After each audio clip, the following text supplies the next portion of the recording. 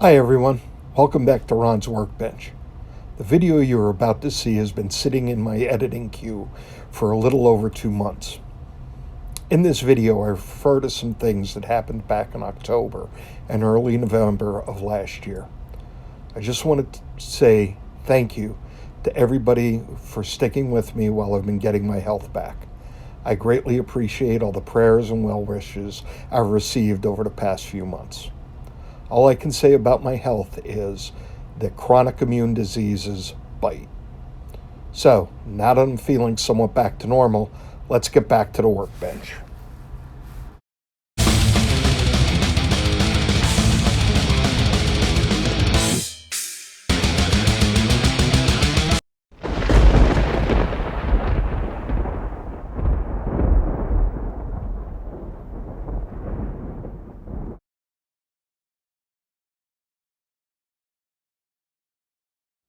Hi everybody, welcome back to Ron's Workbench. Wow, I think I recorded an intro for this video about 5 times in the past 2 months. It's been a crazy time, but I'm finally getting my health and stamina back, and hopefully I'll be able to post my regular updates on any builds that I'm doing and my current build of the Motrack models, Valley Paint, and hardware. Now, before I get on with the build, I'd like to say thank you to Jeff at Motrack and to all the great vendors and fellow modelers that I met at the first ever Craftsman courtyard that was held at the Timonium train show this past October. It was an incredible experience. You know, I had the pleasure of speaking to Jeff Adam about this build. He actually got to hold this model, and we discussed my ideas and where I was going with this build. I got to have an extended visit with Ron Clace at Mind Mount Models about his upcoming new kit release and his Randy's Auto Kit, which is going to be my next build. It's one thing to purchase and build a kit, but to hear the ideas behind the kit and the vision of the kit's designer gives you a much better view of what you can do with the model. And I also got to meet Brett and Todd Wiley from HO Scale Customs podcast, Jeff Grove from Carolina Craftsman Kit, Kenny Crump from KC's Workshops.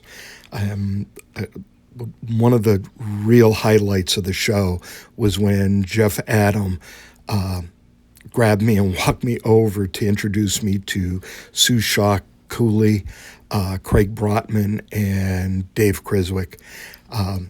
That whole thing just spawned into a little impromptu discussion about fine scale building, design, color, the hobby of fine scale modeling in general. I wish we had more time to talk. It was just an incredible, inspiring time. And I got to tell you, I was like a kid in a candy store going from vendor table to vendor table.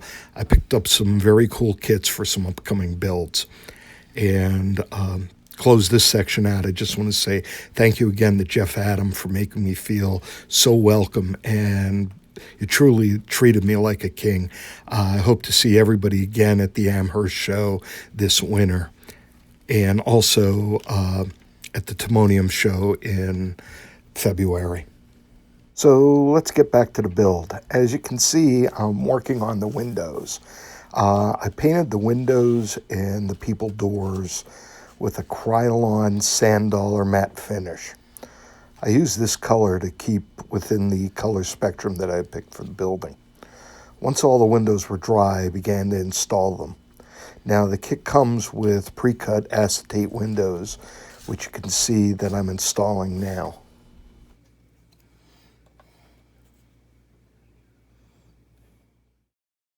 I'm using tacky glue to affix the acetate glazing to the back of the windows.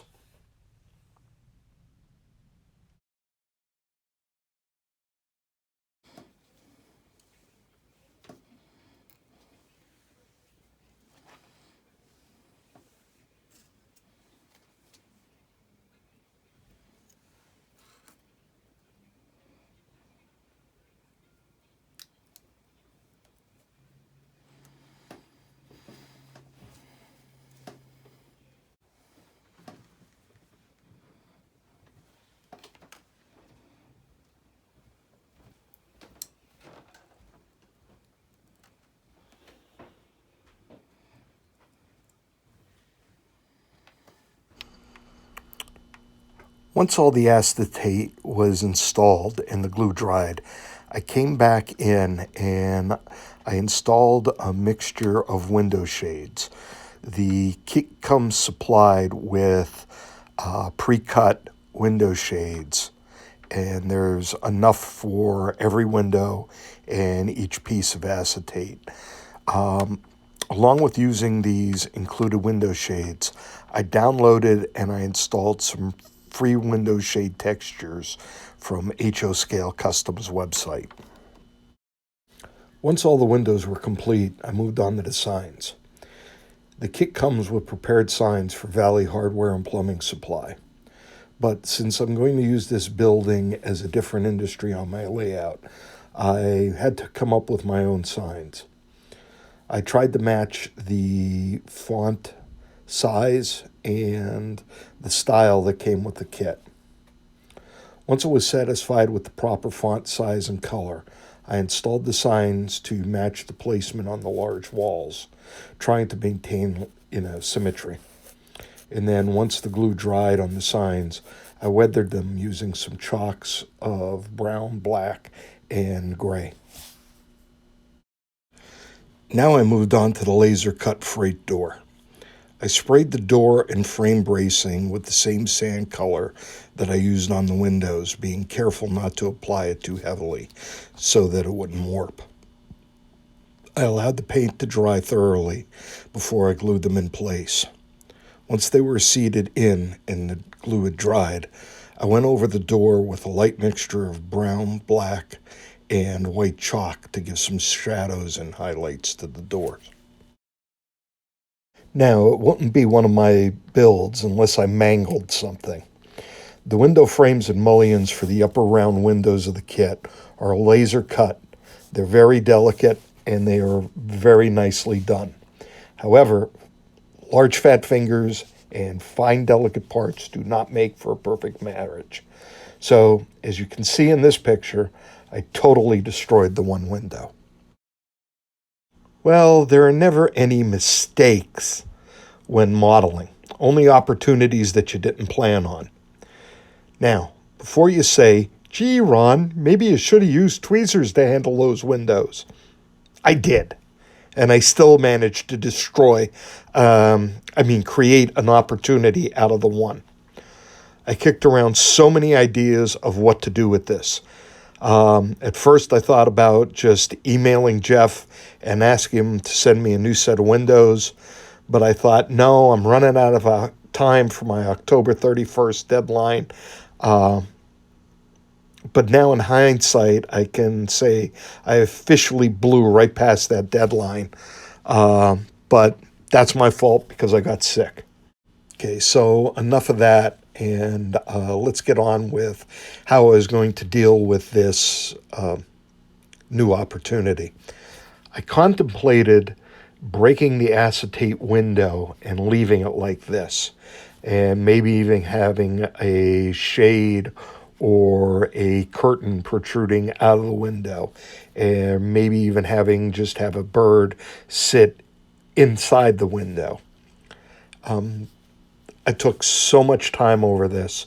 I just kept looking at all kinds of different photos of old buildings and just to get some ideas of where to go with this. In the end, I came across a few photos of an older building that had the windows blanked out with sheet metal and a vent installed. So I went with that idea, and this is how it's going to look. Well, now that I conquered that issue, just sit back a little bit and watch some pictures and video of the assembly process.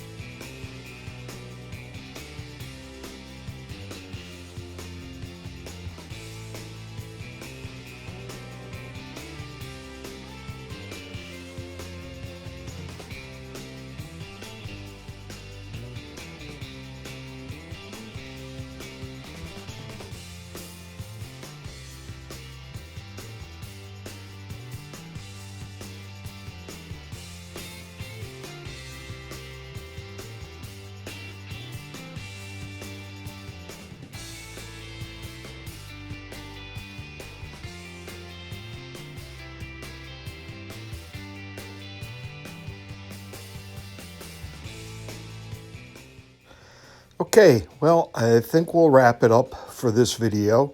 And I just want to say again, thanks for all your support, and we'll see you on the next episode of Ron's Workbench.